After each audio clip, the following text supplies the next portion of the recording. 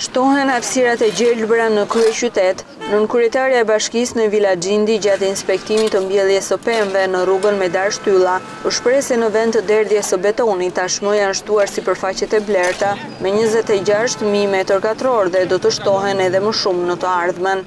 Kështu bashkia në këto 2 vite, në vend të derdhjes së betonit ose në ndryshim nga përpara 2011-s ku derdhej beton në gjithë Tiranën, ka shtuar sipërfaqet e blerta me 26.000 m2 dhe do shtohen edhe më shumë.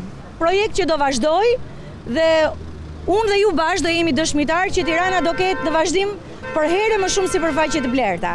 Sipas Gjindit, për 2014 do të realizohet një projekt ku pritet të mbillen 4.000 drur bimësi dekorative, ndërkohë që deri më tani janë mbjell 12.500 dru dhe 10.600 bimësi dekorative në të gjithë Tiranën.